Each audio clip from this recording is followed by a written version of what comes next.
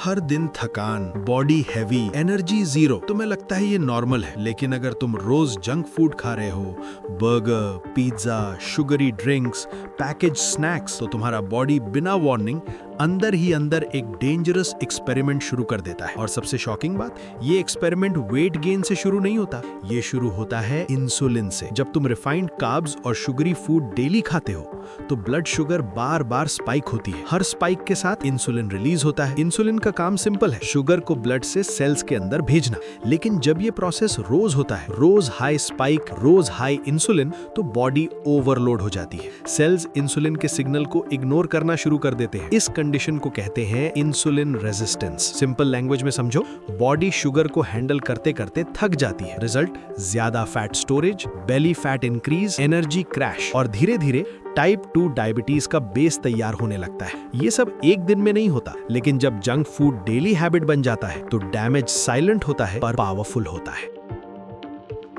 असली डैमेज शुरू होता है जब बॉडी के अंदर इन्फ्लेमेशन साइलेंटली एक्टिवेट हो जाती है। डेली जंक फूड में होता क्या है? Refined oils, trans fats, excess omega 6, artificial additives, ये सब बॉडी को इमरजेंसी सिग्नल देते हैं। सिंपल लैंग्वेज में समझो, बॉडी को लगता है कि अंदर कोई अटैक हो रहा है, इसलिए इम्यून सिस्टम एक्टिवेट हो जाता है। थोड़ा इन्फ्लेमेशन नॉर्मल होता है, लेकिन जब जंक फूड रोज खाया जाता है तो इन्फ्लेमेशन क्रॉनिक हो जाती है, मतलब अंदर से साइलेंट आग में जलती रहती है। इसके साइंस लोग इग्नोर कर देते हैं। Constant fatigue, body pain, brain fog, pimples, mood swings. Scientific level पर CRP, IL-6 और TNF अल्फा जैसे इन्फ्लेमेटरी मार्कर्स इंक्रीज होते हैं, और यही मार्कर्स फ्यूचर में heart disease, fatty liver, diabetes और आर्थराइटिस का बेस बनाते हैं। अब चलो और डीप समझते हैं। गट के लेवल पर क्या होता है? जंक फूड में फाइबर ऑलमोस्ट जीरो होता है, और गट बैक्टीरिया को सर्वाइव करने के लिए फाइबर चाहिए। जब उन्हें फाइबर नहीं मिलता, गुड बैक्टीरिया कम होने लगते हैं और बैड बैक्टीरिया ग्रो करते हैं। इस कंडीशन को कहते हैं गट डिसबायोसिस। इसका सिंपल इंपैक्ट क्या है? Bloating, gas, weak digestion, frequent sickness. लेकिन सबसे dangerous effect, gut brain connection disturb हो जाता है। इसलिए जंक फूड ज्यादा खाने वाले लोग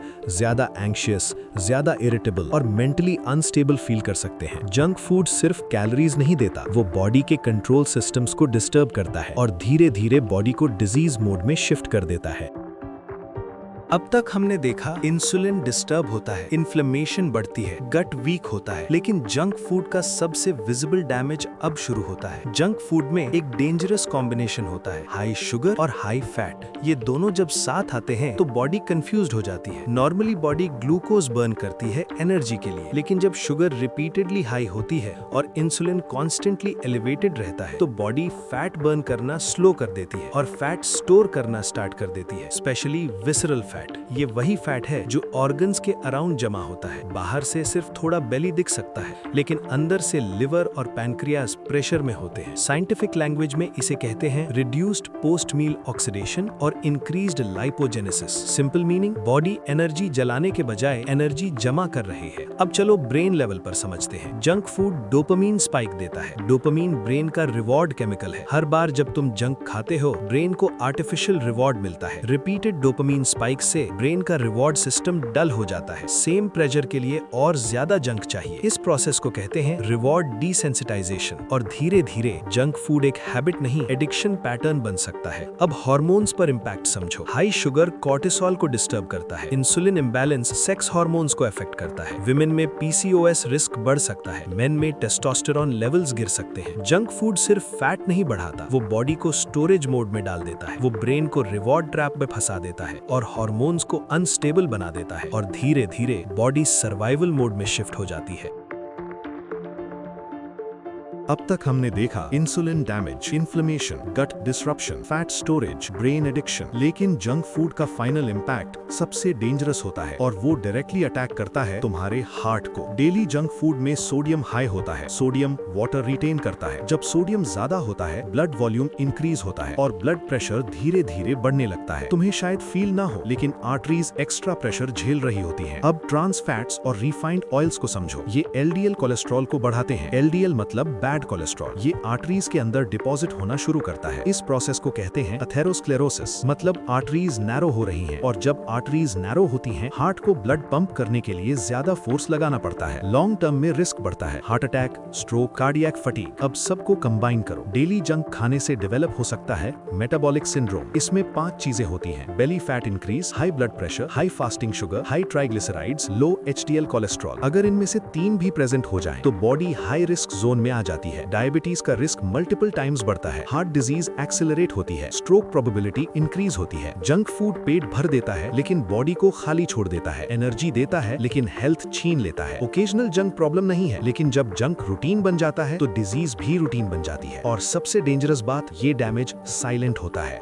जहां जंक फूड बॉडी को डैमेज मोड में डाल देता है, वहीं फ्रूट्स बॉडी को रिपेयर मोड में शिफ्ट कर देते हैं। सबसे पहले बात करते हैं गट की। जंक फूड फाइबर को ऑलमोस्ट एलिमिनेट कर देता है, लेकिन फ्रूट्स सॉल्युबल फाइबर से भरपूर होते हैं। एप्पल में पेक्टिन, बनाना में रेजिस्टेंट स्टार्च, सिट्रस फ्रूट्स में फर्मेंटेबल फाइबर्स। ये फाइबर्स डायरेक्टली डाइजेस्ट नहीं होते, ये लार्ज इंटेस्टाइन तक जाते हैं और गुड बैक्टीरिया इन्हें फर्मेंट करते हैं। इस फर्मेंटेशन से बनता है ब्यूटरेट। ब्यूटरेट गट लाइनिंग को रिपेयर करता है, इन्फ्लेमेशन रिड्यूस करता है और गट बैरियर को स्ट्रॉन्ग बनाता है। मतलब जहां जंक लीकी गट क्रिएट करता है, वहां फ्रूट्स गट को सील करते हैं। अब बात करते हैं बेली फैट की। जंक इंसुलिन स्पाइक करता है और इंसुलिन स्पाइक फैट स्टोरेज को एक्टिवेट करता है, लेकिन फ्रूट्स का मैकेनिज्म अलग है। Whole fruits low energy density वाले होते हैं, हाई फाइबर सेटाइटी देते हैं और पॉलीफिनॉल्स फैट ऑक्सीडेशन इंप्रूव करते हैं। साइंटिफिक लेवल पर इसे कहते हैं मेटाबॉलिक फ्लेक्सिबिलिटी, मतलब बॉडी इजीली ग्लूकोज और फैट दोनों बर्न कर सकती है। जहां जंक स्टोरेज मोड एक्टिवेट करता है, वहां फ्रूट्स फैट बर्निंग सपोर्ट करते हैं। अब हार्ट और ब्रेन की बात करते हैं। Potassium rich fruits blood pressure regulate करते हैं। Soluble fibre LDL cholesterol reduce करता है। पॉलीफिनॉल्स आर्टरीज को फ्लेक्सिबल रखते हैं। Studies show higher fruit intake lower cardiovascular risk से लिंक्ड है। और ब्रेन स्टेबल ग्लूकोज मतलब स्टेबल मूड, हेल्दी गट मतलब better serotonin regulation. Antioxidants brain cells को ऑक्सीडेटिव स्ट्रेस से प्रोटेक्ट करते हैं। एक तरफ जंक है जो इंसुलिन डिस्टर्ब करता है, इन्फ्लेमेशन बढ़ाता है, फैट स्टोर करता है, हार्ट को डैमेज करता है, और दूसरी तरफ फ्रूट्स हैं जो इंसुलिन बैलेंस करते हैं, इन्फ्लेमेशन कंट्रोल करते हैं, गट रिपेयर करते हैं, हार्ट प्रोटेक्ट करते हैं। डिफरेंस कैलोरीज का नहीं है, डिफरेंस डायरेक्शन का है। अगर तुम 30 दिन जंक कम करके रोज फ्रूट्स ऐड कर दो, तो सिर्फ वेट नहीं, तुम्हारी मेटाबॉलिक डायरेक्शन चेंज हो सकती है। हेल्थ कॉम्प्लिकेटेड नहीं है, रियल फूड चूज करो और बॉडी को हील करने दो।